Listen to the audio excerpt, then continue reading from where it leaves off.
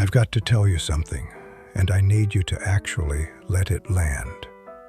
That thing you're chasing, the bigger paycheck, the next title, the nicer home, the perfect body, the approval, the respect, whatever you've convinced yourself will finally make life feel right.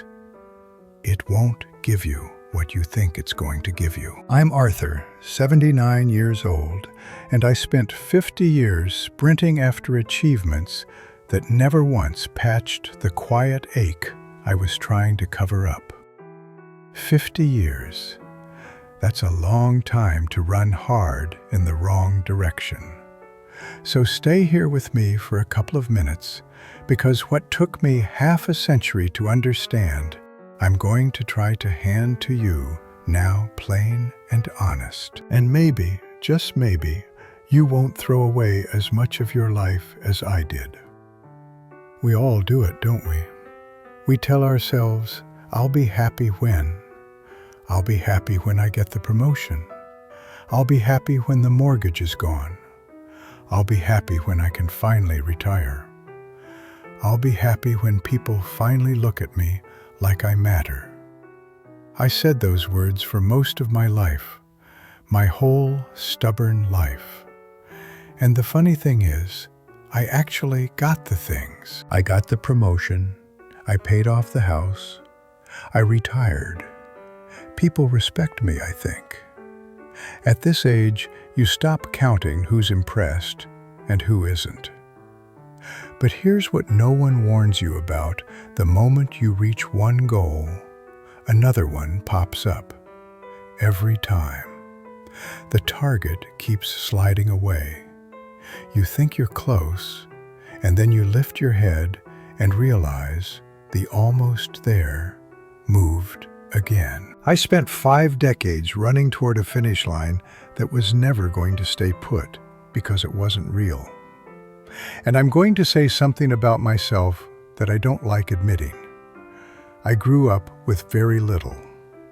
Not the kind of poor where you're starving every day, but the kind where you feel it in your bones. The kind where you notice how people look through you. My father worked in a factory his entire life. He came home worn out every evening, hands rough and split, shoulders drooping like he'd been carrying the world. And even after all that, folks treated him like he was small, like he didn't count, like he was invisible. I saw it. I watched it happen right in front of me. I was around 10 or 11 when it settled into my chest like a stone. I remember thinking, that won't be me. I'm going to be somebody. I'm going to make them see me. And I did exactly what a scared kid thinks you're supposed to do. I worked. Lord, did I work. 60 hours, 70 hours, sometimes more. I missed my children growing up. I missed dinners at the table. I missed ball games, school events. Random little moments that only seem small until you realize they're the whole point. But in my mind, I was building a life. I was earning my place. I was becoming important. By the time I was 52, I had the big title, Vice President, corner office, and all of it. People stood up straighter when I walked by. They called me Sir. My name sat on a door like it belonged there. And do you know what I felt? Not triumph, not peace.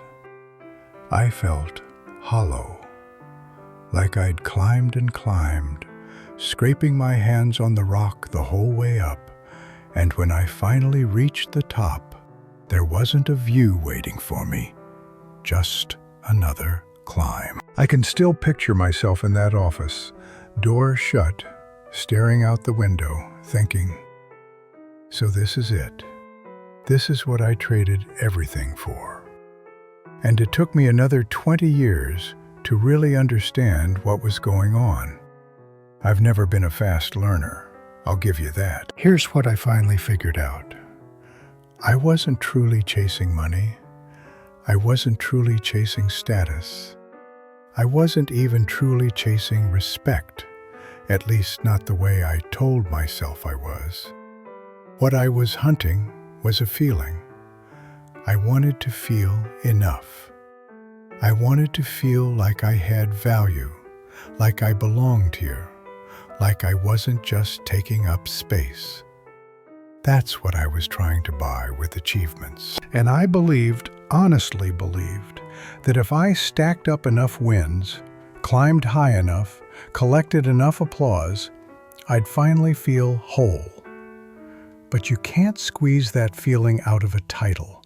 You can't pull it from a paycheck. You can't borrow it from people calling you sir. That sense of being enough, I could have given that to myself the entire time. I didn't need approval stamped on paper. I didn't need permission from the world. I didn't need to earn my right to matter. I just needed to decide quietly, firmly, I am worthy. I matter. I am enough as I am. I could have made that choice at 25. I didn't make it until 75. That's 50 years spent trying to purchase something I already own. And the same mistake followed me into my marriage. Different chapter, same lesson.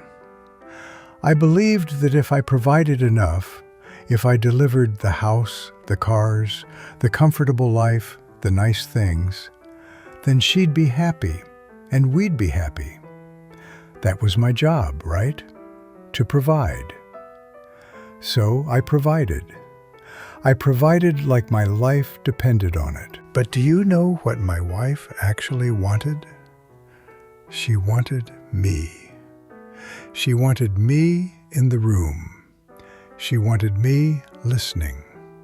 She wanted me there. And I wasn't. I was either at work, thinking about work, or so drained from work that I had nothing left to give anyone. I wasn't much of a husband, more like a tired shadow moving through the house. We almost broke apart when I was around 50. And it wasn't because I hadn't made it. It was because I wasn't really there. Even when I sat in the same room, I was absent. And she said something to me once so clearly that I can still hear it like it happened yesterday. She said, "Arthur, I'm not asking for more money. I'm asking for you. I need your eyes on me. I need you to hear me. I need you to actually be here." And I didn't get it. I truly didn't. I thought I was present. I was paying the bills, wasn't I? I was keeping the lights on. I was making sure we had a roof. It took me years to understand that there's a world of difference between taking care of someone financially and showing up for them emotionally. Those two things aren't the same, not even close. I'm 79 now. Most of the people I grew up with, worked with, laughed with, they're right around my age. Some older, some younger. A few of them aren't here anymore. And over time, I started noticing something I can't unsee. The ones who are still miserable, they're still chasing, still comparing, still keeping track like life is a scoreboard. I've got a friend, he's 85, and he's still angry that the guy next door drives a nicer car. 85, still peeking over the fence, still measuring his worth against someone else's. And he's miserable, deeply miserable. I've got another friend. She's 80, and every conversation turns into a list of what's wrong. Her joints ache. Her children don't call enough. Her money doesn't stretch far enough. Everything is a disappointment. Everything is a problem. She's been unhappy for as long as I've known her, and unless something changes inside her, she'll stay unhappy right to the end, because she keeps waiting for the outside world to rearrange itself so she can finally feel okay. But then I have other friends, people who carry something different. I don't even know how to explain it perfectly, but it's like they've got a softness, a calm, a kind of lightness. They're not trying to prove anything to anybody. They're not tallying wins and losses. They're just here, present, curious. They notice what's in front of them. They actually enjoy it. My friend Miles, he's 87, and he is one of the happiest men I've ever met. He doesn't have much on paper. Small apartment, fixed income, health isn't what it used to be. But he wakes up every morning grateful. He's always learning something, reading a book, asking questions, trying to understand the world a little more. And he said something to me once that hit me right in the chest. He said, "Arthur, I spent most of my life trying to become somebody. Now I'm just trying to be here, and it's so much better." That's the difference. It isn't money. It isn't perfect health. It isn't even family, though having good people around you helps. The real difference is whether you've made peace with yourself, whether you've stopped chasing and started living. You want to know what real freedom feels like? I'll tell you. It's not having a big bank account. I know people with money who are prisoners in their own minds, anxious about everything, unable to enjoy anything. Real freedom is when the things that used to hook you don't hook you anymore. When someone says something ugly and it slides off you like rain. When you're not walking through life needing everyone to approve of you. It's when you can look in the mirror, see an old man staring back and say, "Yep, that's me, and I'm at peace with him." Real freedom is not needing the world outside of you to be calm inside you. And that, my friend, takes most people their whole lives to learn. Some never do. They leave this world still chasing, still waiting, still convinced that happiness is just one more corner away. Here's the trap, and I need you to understand it clearly. You think once you reach the next goal, you'll finally feel settled, but you won't, because there's always another goal. I paid off my house when I was 60. I really thought I'd feel free. I thought I'd finally exhale. And you know what happened? My mind latched onto something else. Retirement, medical bills. What if the market drops? What if this happens? What if that happens? The worry didn't disappear just because my situation improved. The worry simply found a new place to live. And that's when something important finally clicked for me. Fear doesn't vanish when your life looks better on the outside. Fear fades when you change. When you decide it won't run your life anymore. When you choose right now, today, to be okay, even with uncertainty, even without guarantees.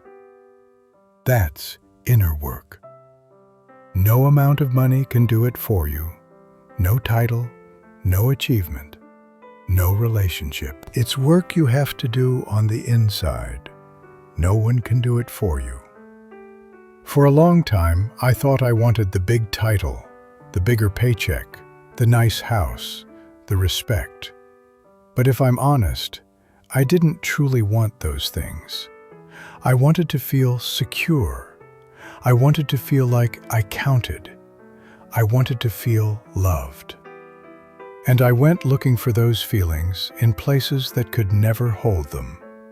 I tried to pull them out of my job, out of my savings, out of other people's approval. But safety worth love, those aren't rewards you earn like a trophy.